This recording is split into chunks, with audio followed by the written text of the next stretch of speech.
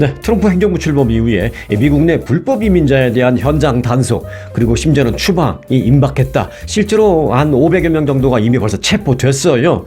자, 그런 예고가 나오고 또 그런 상황이 실제로 발생하고 하면서 미국 내 한인 사회 일각에서도 불안감이 지금 확산되고 있는 그런 모습입니다. 미국에 거주하는 한인 대다수는 물론 그 합법적인 체류 신분을 다 갖고 계십니다만은 소수이긴 합니다만 그래도 여러 가지 사정으로 인해서 합법 체류 신분을 갖지 못하고 있거나 또는 지금 합법적인 신분으로 바꾸고 있는 과정에 있는 그런 분들도 적지 않습니다, 사실. 그래서 이제 미주 한인 사회에 미주 한인 봉사 단체 협의회라고 있는데요. 이 협의회가 개최한 트럼프 행정부의 반이민자 정책 대응 방안이라는 포럼이 있었습니다. 그 포럼에서 아주 불안감이 노골적으로 나타났습니다. 트럼프의 대통령 당선 직후에 이 협회에는 무수히 많은 전화가 매일같이 하루에 수십 통씩 전화가 온다라고 합니다. 어떻게 해야 되겠습니까? 이제 불안하니까. 자, 이 협의회는 트럼프 대통령의 반이민 정책 공약 때문에 추방을 걱정하는 서류 미비자 한인들은 물론 시민권자와 결혼을 해서 지금 신분 변경 과정에 있는 그런 한인 등도 다양한 개인 사례를 갖고 지금 계속 매일 문의를 하고 있다라는 것입니다. 그런데 이번 그 트럼프 2기 행정부는요, 시카고, 뉴욕, 그리고 이제 이곳 LA 등 소위 피난처 도시를 자처하고 있는 그런 대도시, 그런 피난처 도시를 우선적으로 먼저 타겟으로 삼아서 단속을 하겠다, 이렇게 말하고 있습니다.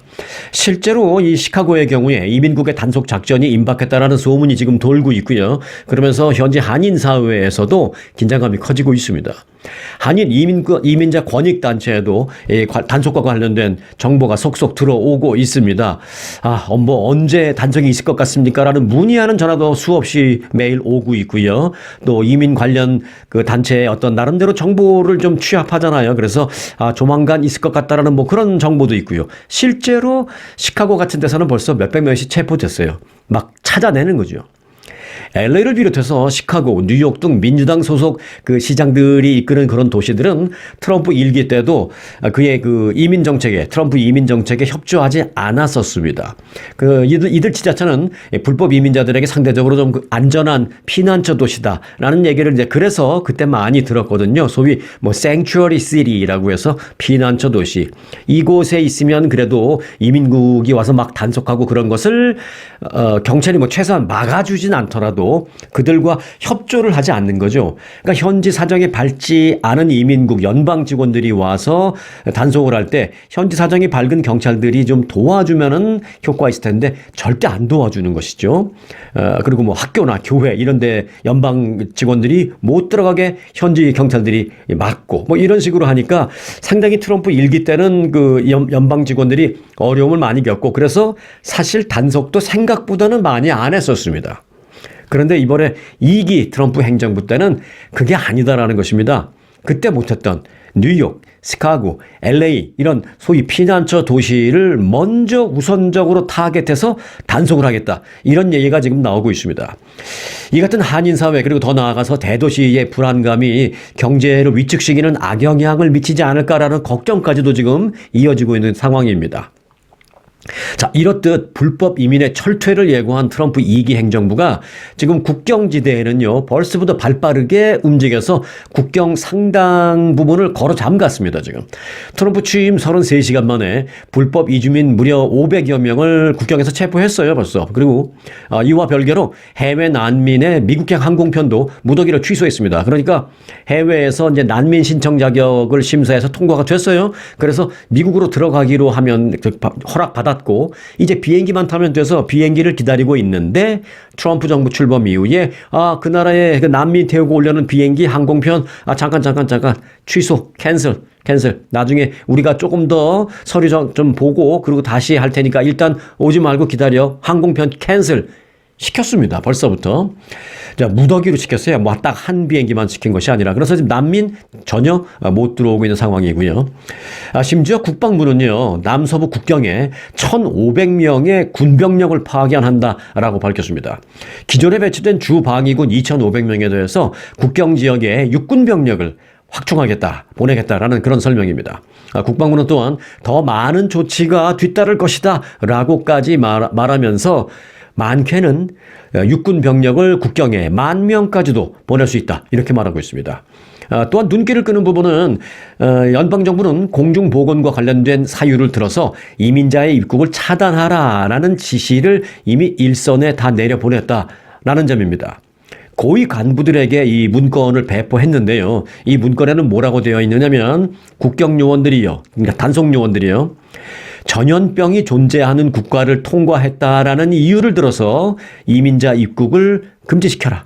그러니까 합법적으로 뭐 밀입국이 아니고요. 합법적으로 국경을 통해서 들어오려고 하는 그러니까 뭐 미국 시민권자 이런 사람 말고요. 저 남미나 뭐 멕시코나서 이런 데서 오는데 나 여권 있어요. 뭐 비자도 있어요. 관광 가는 겁니다. 하더라도 이걸 뭐 안 들여보낼 수가 없잖아요. 하지만 안 들여보낼 수 있는 이유를 연방정부 차원에서 그 구체적으로 그 내용을 보내준 거예요. 뭐라 그러냐. 전염병이 창궐하고 전염병이 이제 많이 돌 수 있는 그런 우려가 있는 그런 지역을 거쳐서 왔다라는 이유를 들어서 미국으로 들여보내지 말라라는 것입니다. 연방정부가 이렇게 아주 구체적인 문구까지 해서 이렇게 국경 단속 요원들에게 보냈습니다. 매우 디테일하죠. 국경 단속 지시가 단순히 지시에 그치지 않고 실제적인 효과를 얻기 위해서 매우 구체적인 그런 내용으로 지시가 내려졌다라는 것입니다.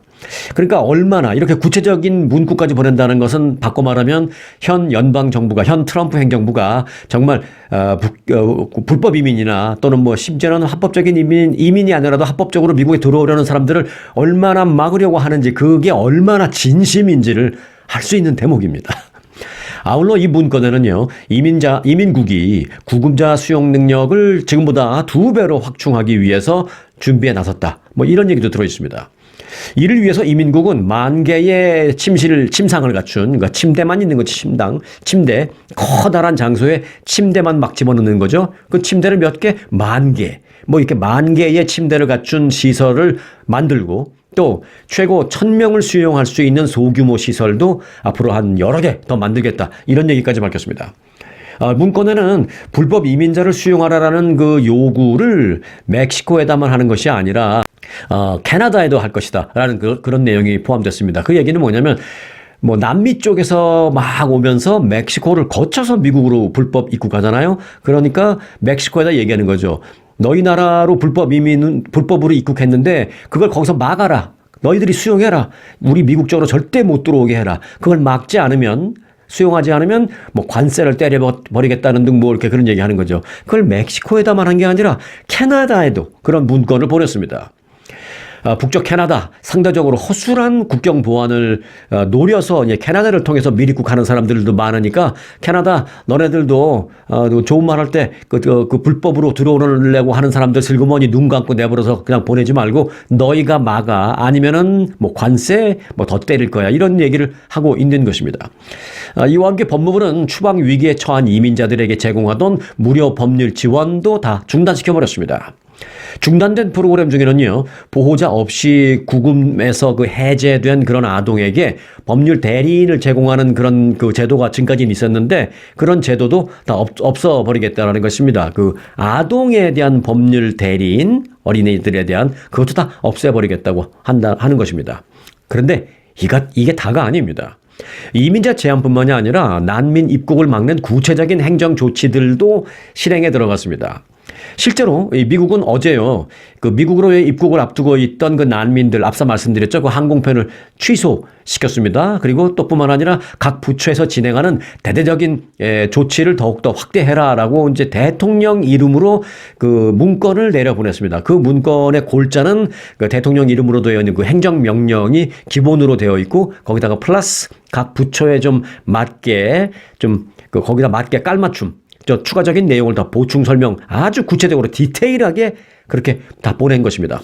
트럼프 대통령은 취임과 동시에 미국 국경 안보에 관한 국가 비상사태를 선포하는 한편 국경 장벽 건설을 다시 시작하고 또 입국한 외국인에 대한 심사도 더 강화하는 그런 행정명령에도 서명했습니다. 트럼프 대통령이 행정명령 서명한 게 한두 개가 아니라는 건 잘 아시죠? 원래 말하기는 한 200개 하겠다고 했는데 지금 한 90개 정도 한 걸로 제가 알고 있습니다. 거의 100개 가깝게 했습니다. 그러니까 아주 디테일하게 백업되는 행정명령 또 이것에 대해서 백업되는 행정명령 디테일하게 한 겁니다. 향후 6개월간 난민 입국을 중단한다라는 행정명령도 서명했습니다. 그러니까 이런저런 다 치면은 뭐 100개 넘는 건 일도 아니죠. 그래서 그 행정명령을 근거로 난민을 싣고 오려던 항공편을 캔슬할 수 있었던 겁니다. 실제로 이민국은 트럼프 취임 첫날부터 33시간 사이에 불법 체류자 500여 명을 색출해서 체포했다는 것입니다. 트럼프 행정부의 그 국경 차르, 그러니까 국경 차르라는 것은 이제 국경 문제에 관한 모든 것을 총괄하는 책임자, 뭐 이렇게 말할 수 있죠. 그 국경 차르는 탐 호먼이라는 사람이잖아요. 그 탐 호먼의 발언을 보면 불법 이민자에 대한 트럼프 2기 행정부의 그 결기가 얼마나 대단한지를 좀 알 수 있습니다. 이 탐 호먼 차르는 이렇게 말했습니다. 피난처를 제공하는 도시들은 앞으로 더 많은 감시 요원과 더 많은 체포를 보게 될 것이다. 이렇게 얘기했습니다. 그러면서 뭐라고 하느냐. 이제 게임은 시작됐다. 이렇게 말했습니다. 이걸 아주 좀 대단한 드라마틱한 게임이라고 표현하면서 시작됐다라고 벌써 말했습니다. 바야흐로 대대적인 사회적인 변화가 연일 일어나고 있고 특히 이제 이민 문제와 관련해서 드라마틱한 변화가 지금 일어나고 있는 그 시대에 우리는 살고 있다. 이렇게 말씀드릴 수가 있겠습니다. 뭐 시민권 갖고 계시고 뭐 영주권 갖고 계시고 이런 합법적인 분들은 문제가 없지만 그래도 주변에 우리 한인들 가운데 적지 않은 분들이 신분 때문에 어려움을 겪는 분들이 계시거든요. 한국 정부에서 파악하기 따르면 한 17만 5천 명 정도의 한국인들이 그런 신분 때문에 지금 미국에서 서류 미비, 불체 신분 이로 이제 고통받고 있는 것을 알려지고 있습니다. 자, 트럼프 대통령이 미국 남부와 멕시코 사이에 있는 그 수역 해만, 그 걸프라고 하잖아요. 그 걸프의 명칭을 기존의 걸프 오브 멕시코, 멕시코만인데 이걸 이제 걸프 오브 아메리카, 미국만으로 변경할 것을 지시했다라는 것은 이미 알고 계시죠? 그런데 참 빠릅니다. 이 정부 빠르긴 빨라요. 일각에서는 이미 시작됐습니다. 론 디센티스 플로리다 주지사는 지난 20일 그 주정부 차원에서 플로리다 주에다가 그 무슨 그 긴급 명령을 내려보낸 게 있습니다. 겨울 폭풍과 관련된 주의하라는 지금 텍사스, 플로리다 며칠 전서부터 굉장히 춥죠. 또 일부 지역에서는 뭐 겪어보지 못할 어떤 그 폭설 같은 게 내린 것으로 제가 어제도 말씀드렸는데 플로리다나 텍사스 이런 데는 기본적으로 이제 따뜻하고 겨울에 조금 추워도 뭐 엄청나게 춥거나 또 엄청나게 폭설 같은 게 안 오는 그런 지역으로 알려져 있기 때문에 제설차 같은 게 없답니다. 휴스턴 뭐 이런데. 그런데 거기에 눈이 많이 왔다는 거 아니겠어요? 근데 플로리다도 기본적으로 따뜻한 곳인데 이번에 굉장히 눈도 많이 오고 이제 혹한 때문에 고생을 하기 때문에 론 디센티스 플로리다 주지사가 플로리다 주민들에게 겨울 폭풍에 대비하는 비상사태를 선포했습니다. 선포하면서 어디 지역 다 이제 조심하라 뭐 이러면서 뭐라 그랬냐면 걸프 오브 아메리카 인근 지역도 조심하라 이렇게 보냈어요. 예전 같으면 걸프 오브 멕시코 일대의 주민들 뭐 이런 식으로 했을 텐데 이걸 다 바꾼 거죠. 걸프 오브 아메리카 일대 주민들 특히 조심하십시오. 뭐 이런 식으로 이미 트럼프 대통령 말 한마디로 걸프 오브 멕시코가 걸프 오브 아메리카로 일부에서는 이미 바뀌었다라는 것입니다. 이 앞으로 멕시코만에 인접해 있는 뭐 여러 주가 있는데 그 주도 미국만 걸프 오브 아메리카라는 표현을 사용할 것으로 보이고 있습니다만은 얼마나 많은 미국의 그 각 주가 동참할지는 좀 불투명합니다. 다소간의 혼란이 좀 있기 때문이기도 합니다. 특히나 이제 가장 그 지금 고민에 쌓여 있는 그 업체가 이제 지도 업체라든지 맵을 만드는 무슨 스마트폰에 받는 뭐 앱이라든지 뭐 이런 데입니다. 그 스마트폰의 앱 경우에 명칭 문제를 놓고 벌써부터 혼란스럽다라는 그 고민이다라는 얘기를 하고 있습니다. 그거 하나 바꾸려고 앱을 다시 제작해야 하고 또 그 앱을 이미 다 받아 놓은 사람들은 뭐 다시 받아서 업데이트해야 되고 뭐 이런 일이 있을 수 있기 때문에 이런 앱 업체 뭐 이런 데서는 상당히 이제 뭐 고민이다라는 얘기를 많이 하고 있습니다. 한편 트럼프 대통령은 알래스카주의 그 북미 최고봉 가장 높은 그 산, 그 데날리인데요. 이거를 데날리라는 이름 버리고 맥킨리 산으로 바꿔라라고 맥킨리 산으로 변경 지시를 하기도 했습니다.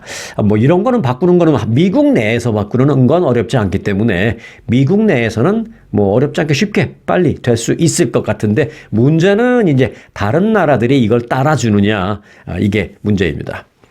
자, 트럼프 대통령이 의사당 폭동 가담자 1,500여 명을 사면했잖아요. 이 소식은 뭐 어제도 전해드렸는데 흥미로운 얘기가 있어서 그 스토리를 좀 전해드릴까 합니다. 1,500여 명에 대해서 대대적인 사면을 했는데 그 사면을 받았는데 사면을 거부한 인물이 나타나서 화제가 되고 있습니다. 사연을 거부한 주인공은요, 70대 할머니 파멜라 햄필이라는 할머니입니다. 트럼프의 선거 구호인 마가를 따서 전에는 마가 할머니라고도 불릴 정도로 열렬한 트럼프의 열성 팬이었고 마가 지지자였습니다. 그런데 이 햄필 할머니는요, 본인은 그 당시에 잘못을 저지른 것이 맞다, 지금 생각해 보니까 그렇게 말하면서, 그래서 이에 따라서 나는 트럼프 대통령이 해준 사면을 원치 않는다라고 말했습니다. 햄필 할머니는 지난 2021년 16 의회 폭동 사태에 가담한 혐의로 60일의 징역형과 3년간의 보호 관찰을 선고받은 바 있습니다. 햄필 할머니는 사면은 절대 안 된다라면서, 사면은 의사당의 그 많은 그 고통을 겪었던, 또 많이 다쳤던 그런 경찰들이라든지 또는 이 나라의 법치주의 또는 이 나라 미 합중국에 대한 모욕이다라고까지 사면에 대해서 비판을 했습니다. 본인까지 사면해 준다는데요. 그러면서 내가 이 사면을 받아들인다면 그 16 의회 난입 사태에 대해서 그들이 퍼뜨리고 있는 선전, 그 폭도들이 퍼뜨리고 있는 선전, 가스라이팅 하는 것들 또는 그들의 거짓말 등등에 내가 힘을 실어주는 것밖에는 되지 않는다. 그렇기 때문에 나는 사면을 원치 않는다. 이런 말을 했습니다. 그 1,500명 사면받은 사람 중에 이런 걸 원치 않는다고 한 유일한 분입니다, 지금.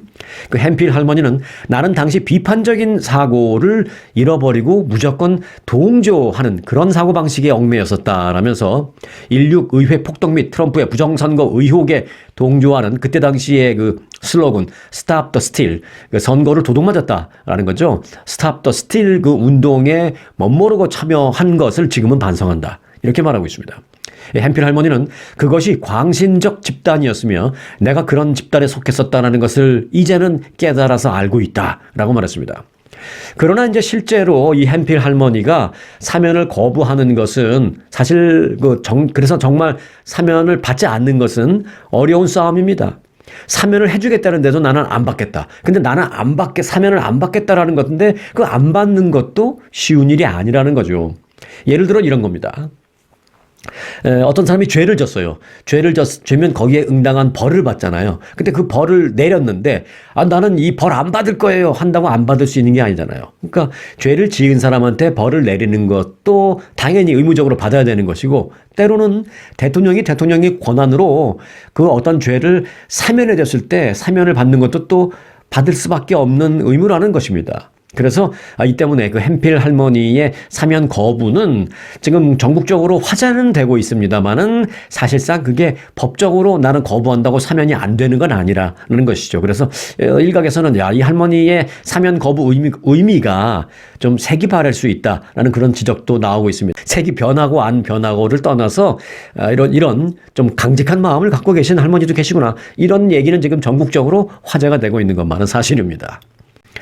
네, 한국에서는요, 올해 새롭게 의사 면허를 취득한 사람이 전년도에 8.8% 수준밖에 안 되는, 그러니까 의사 시험 봐서 합격한 사람이 269명밖에 되지 않는 정말 초미의 사태가 벌어졌습니다. 이제 한국의 의사 수가 급격히 줄어들 수밖에 없는 진정한 의료 대란이 발생할 수도 있는 그런 상황입니다.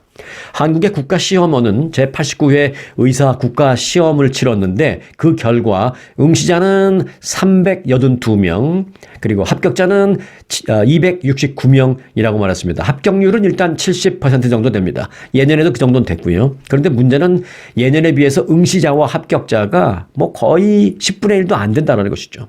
지난해에 실시했던 의사시험은 합격자가 3,045명이었습니다. 그런데 올해는 269명. 지난해에 8.8%에 불과한 것입니다. 10분의 1도 안 되는 거죠. 의대 정원 증원을 둘러싼 의정 갈등이 길어지면서 집단 휴학한 의대생들이 시험 응시를 집단으로 거부했기 때문입니다. 그래서 이른바 신규 의사 절벽이 현실이 되고 말았습니다. 이렇게 의료 대란이 일고 있는데 한국에서 그런데 미국에서 한국에 건강검진 받으러 가시는 분 많죠. 또 뭐 한국 방문한 김에 한국에서 건강검진 받는 게 그렇게 좋다면서 한국에서 검진 받고 오시는 분들, 또 어떤 특정 치료는 한국에서 받기를 선호하시는 분들도 계시고, 이런데 그렇게 한국에서 건강검진이나 진료를 받으러 미국에서 나가는 한국으로, 그게 괜찮은 건가? 여전히 괜찮은 건가? 하는 생각을 해보게 됩니다. 저 역시도 그런 생각을 하게 되었습니다. 자, 그래서 요 문제를 오늘은 조금 다른 이슈보다는 조금만 더 자세하게 좀 풀어드릴까 합니다. 자, 최근 한국에서의 의료 환경 변화, 특히 의사 국가시험 응시자 감소 및 의료 대란에 대한 우려가 커지고 있는 상황이 한국에서 진료를 받거나 건강검진을 받는 등의 그 미치는 영향이 분명히 있다라는 게 전문가들의 얘기입니다. 크게 보면 그 영향을 한 두세 가지 정도로 분석해 볼 수 있다라는 것입니다. 자, 첫 번째, 건강검진 서비스에 문제가 있을 수 있다는 것입니다. 현재까지 한국의 건강검진 시스템은 여전히 체계적이고 우수한 인프라를 갖추고 있는 것만은 사실입니다. 대형 병원 전문 건강검진센터는요, 주로 이제 민간 부문에서 운영이 되기도 하는데, 국가의 의료진 부족 문제와 상대적으로 이제 뭐 독립적으로 운영이 돼서 당장은 괜찮을 것이라고 생각하지만 중장기적으로는 당연히 영향을 받을 수밖에 없다는 게 전문가들의 얘기입니다. 의료 인력 감소가 지속이 될 경우에 지금 당장은 대형 병원 안에 있는 어떤 건강검진센터가 민간이 운영하는 거라면 의사가 기본적으로 월급 주는 의사들이 딱 있으니까 뭐 이게 운영이 되겠지만, 궁극적으로 이제 그 중에서도 어떤 사람들은 의사 그만두기로 하고 나는 다른 데로 갈래요 해서 나가는 사람도 있고, 또 어떤 분은 나이가 들어서 나 이제 은퇴 뭐 이런 사람이 있으니까 이제 아웃 숫자가 있을 거 아니에요. 그럼 적당 그만큼의 숫자가 들어와야 되는데 신규 의사들이, 젊은 의사들이 배출이 안 돼 버리니까 못 들어온다는 것이죠. 그러니까 빠져나가는 만큼 의사들의 숫자가 줄어서 전문 그 의사들이 주니까 예를 들어 이런 게 발생하는 거죠. 대기 시간이 길어지거나, 뭐 건강검진 받고 난 다음에 설명을 좀 들어야 되는데 보통 의사 한 분이 뭐 20명 설명했다면 막 40명 놓고 설명을 해야 되니까 대기 시간이 길어지거나, 또는 설명을 들을 때 한 5분, 10분 들어야 되는데 한 1, 2분 듣고 말거나, 이런 일이 발생할 수 있다라는 것이죠. 지금 당장은 아니어도. 그리고 이제 굳이 장기적인 어떤 영향보다는 단기적인 영향도 좀 짚어볼 필요가 있다고 보는데요. 다행인 것은 현재까지 그 외국인을 대상으로 한 건강검진 서비스는 정상적으로 운영이 되고 있습니다. 현재까지는. 다만 주요 병원이나 건강검진센터에 이제 예약이 특정 병원이나 이런데 좀 몰릴 가능성이 있습니다. 그래서 방문 전에 사전 예약을 철저하게 미리 확인해 보는 것이 중요합니다. 내가 2년 전에 어디서 건강검진 받았는데 뭐 한국 도착해서 전날 예약하니까 뭐 바로 되는데, 아니면은 내가 예약 없이 갔는데 예약이 없으세요? 그럼 조금만 기다리세요 하더니 뭐 한 1시간 반 기다리니까 바로 되던데, 이렇게 생각되고 그렇게 경험이 있다 하더라도 지금은 아닐 수도 있다라는 것입니다. 그래서 이제 그런 사전 예약이나 이런 걸 좀 철저하게 하는 게 중요하다라는 것입니다. 추가적으로 의료 서비스 그 퀄리티, 질의 그 변화 가능성은 당연히 예상해야 합니다. 이건 단순히 건강검진 차원의 문제가 아니라 특정 질환에 대한 진료 또는 치료 등에 있어서도 반드시 고려해봐야 되는 부분입니다. 자, 의료진 부족이 가시화되면 일부 분야에서 의료 서비스의 질적인 저하 당연히 발생할 수 있습니다. 특히 숙련된 의료진이 집중되는 분야는 더더욱이 그럴 수 있습니다. 예를 들어서 뭐 정밀 검사라든지, 그러니까 일반 기본 건강검진을 했는데 뭐 다 괜찮은 것 같은데 요거 하나는 조금 판독이 쉽지 않아서 좀 정밀 검진을 요 부분은 좀 받아야 되겠습니다. 저쪽으로 가서 정밀 검진 받으시죠. 뭐 이런 경우 있을 수 있잖아요. 그때 그 정밀 검진 같은 거에는 숙련된 의료진이 필요하기 때문에 뭐 의료진의 숫자가 조금만 부족해도 큰 차질을 빚을 수 있다라는 것입니다. 자, 그런 부분에 있어서 우리가 좀 알아놔야 되겠고요. 그래서 이제 결론적으로 현재 한국에서 건강검진을 받는 것은 여전히 괜찮은 또는 좋은 선택일 수는 있지만, 지금 당장은 상황이 변화할 수 있기 때문에 기본적인 몇 가지 사항을 고려하는 것이 좋다라는 것입니다. 말씀드렸다시피 사전 예약 철저히 하는 것, 그리고 검진 항목을 좀 검토. 이건 뭐냐면 필요한 검진 항목이 아직도 여전히 그 정상적으로 제공되는 것인지에 대한 확인이 필요하다는 것이죠. 내가 작년, 재작년 뭐 이렇게 갔었는데 이 뭐 12가지가 다 기본에 들어갔었으니까 똑같겠지 뭐 하고 그냥 쉽게 생각하지 말고 12가지가 11가지가 됐을 수도 있고 내가 꼭 필요한 어떤 게 빠졌을 수도 있고 지금 상황이 그러니까 한국이 그런 걸 좀 사전에 알아봐야 된다는 것입니다. 그리고 현지 상황을 수시로 모니터링하는 것이 필요합니다. 한국 의료계의 동향을 주기적으로 점검하고 또 여행 계획을 거기에 맞게 유연하게 조정할 준비가 필요합니다. 이런 점을 고려해서 준비를 한다면 여전히 한국에서 건강검진을 받는 것은 특히 이제 비용적인 측면에서 효과적인 선택이 될 수 있습니다. 뭐 이거는 이제 장단점이 있어요. 미국에서 완벽한 보험이 잘 되어 있는 분들, 건강검진 받는데 돈 한 푼 낼 필요 없어. 이런 분들은 뭐 굳이 한국에서 뭐 저렴하다고 해서 돈을 낼 필요는 없지만 이제 미국에서 건강검진을 내 돈으로 받아야 되는 그런 사람들 경우에는 한국이 훨씬 쌉니다. 또 훨씬 더 종류도 많고 훨씬 더 기계도 좋고 훨씬 더 친절하고 훨씬 더 깨끗하고 훨씬 더 안락하고 뭐 그건 사실입니다. 네, 그런 점을 이제 잘 비교를 해보라는 것입니다. 한국에서 건강검진을 받는 걸 생각하고 있거나 이미 한국 방문 시에 몇 차례 경험이 있는 그런 분들도 계실 텐데요.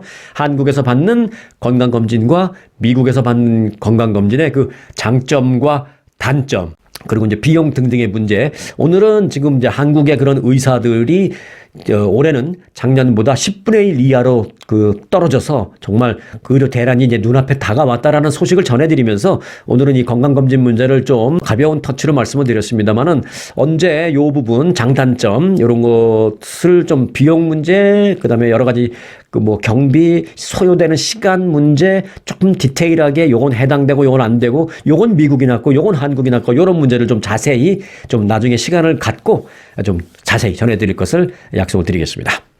월트 디즈니, 디즈니가 두 군데 있죠. 캘리포니아 남가주 LA 인근의 애나헤임, 거기는 뭐 오리지널 원조고요. 그리고 플로리다 올랜도에도 디즈니랜드가 있는데 이 애나헤임에 있는 디즈니랜드에서 아주 흥미로운 그런 행사가 있었습니다. 월트 디즈니를 대표하는 캐릭터가 뭐예요? 미키마우스 그리고 미니마우스잖아요. 그런데 엊그제 월트 디즈니랜드에서 미키마우스와 미니마우스가 아주 멋들어진 한국의 한복을 차려입고 나와서 새해 인사를 했습니다. 이제 곧 있으면 저희 뭐 설이잖아요, 설. 옛날에는 음력설이라 그랬는데 요즘은 한국에서는 음력설이라고 안 합니다. 그냥 설이라고 합니다. 자, 최근 디즈니랜드는 공식 인스타그램 계정에 애나헤임 디즈니랜드에서 설날 기념 행사를 진행한 영상을 공개했습니다. 이 영상에는 음력설 뭐라고 했냐면 음력설을 축하한다라고 하면서 뭐라고 영어로 써 있었냐면 Happy Lunar New Year이라고 문구가 되어 있었습니다. 그리고 한국어, 중국어, 베트남어로 적은 새해 인사가 담겼습니다. 한국어로는 커다란 글씨로 새해 복 많이 받으세요라고 딱 쓰여 있었습니다. 특히 이번 행사에는요, 미키마우스하고 미니마우스가 처음으로 한복을 입고 등장해서 눈길을 끌었습니다.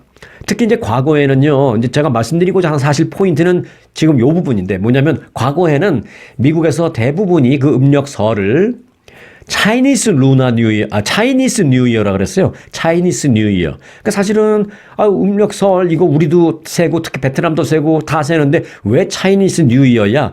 라는 생각을 다 했었는데 뭐 20년 30년 전에는 우리 코리안 커뮤니티의 힘이 좀 약해서인지 좀 목소리가 높지 못했습니다. 그런데 지금은 아니죠. 지금은 뭐 아시아권에서도 중국보다 뭐 우리가 미국에서 좀 사이즈는 작아도 파워는 더 있으면 있지 뭐 그렇잖아요. 뭐 한류도 있고 그래서 왜 차이니스 뉴 이어냐? 우리 코리안도 하고 베트남도 하고 다 한다라고 해서 지금은 바뀌었습니다. 미국 사람들의 컬처가 뭐라 그러냐면 루나 뉴 이어라고 합니다. 그래서 이번에도 디즈니랜드에서 미키마우스 미니마우스가 한복 입고 인사하면서 해피 루나 뉴 이어 라고 써 있었던 것입니다. 중국 사람들은 되게 싫어하죠. 이 차이니스 뉴 이어 하더니 왜 바꿨어? 막 그러는데 끝났습니다. 게임은 끝났습니다.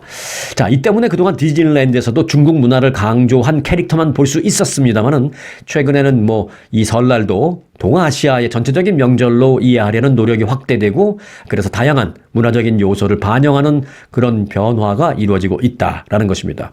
그래서 이제 이 영상을 접한 많은 미국인 네티즌들은요, 큰 관심을 보였습니다. 와, 저게 코리안 트래디셔널 커스텀이라고 옷이라고 그러면서 코리안 패션이야, 트래디셔널 패션. 그러면서 이름이 그렇게 쓰니까 어떤 네티즌은 저거를 한복이라고 불러라면서 HANBOK 아주 친절하게 그렇게 가르쳐주는 네티즌도 있었어요. 그러니까 또 다른 네티즌은 거기다 또 댓글을, 이걸 이제 댓글을 다는 걸 대댓글이라 그러잖아요. 네.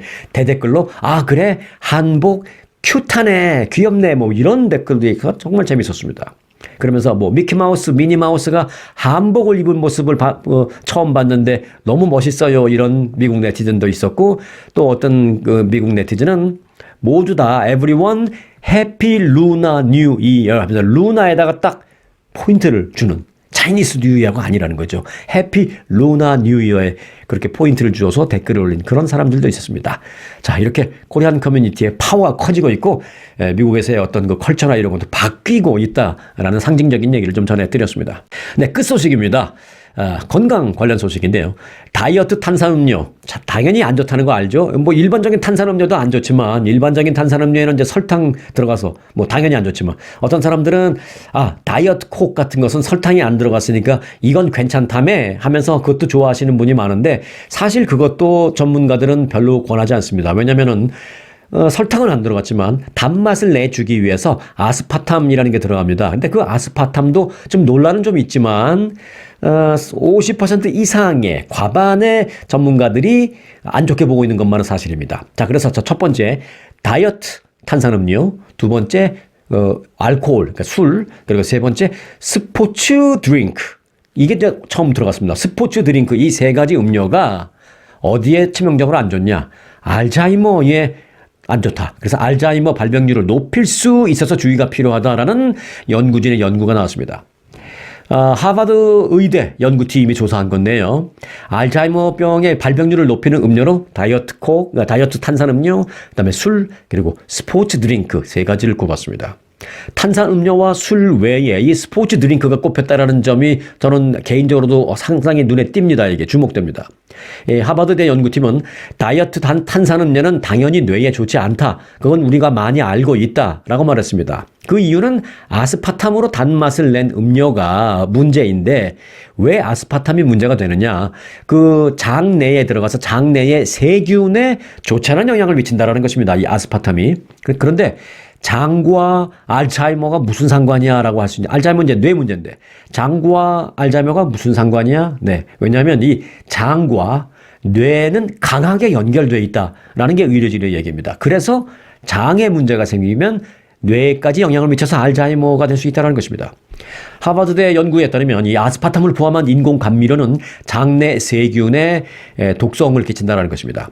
과학자들은 장내 세균이 몸속 염증을 일으키게 만들고, 이는 뇌로 가는 혈액 공급에도 악영향을 준다라고 주장했습니다. 뇌에 혈액 공급이 그냥 콸콸콸 역동적으로 돼야 정말 뭐 뇌 질환에도 안 걸리고 뇌가 클리어 총명하게 되고, 그런데 이게 혈액이 잘 안 가면 문제가 되면서 궁극적으로 막 알츠하이머까지 될 수도 있다는 것이죠.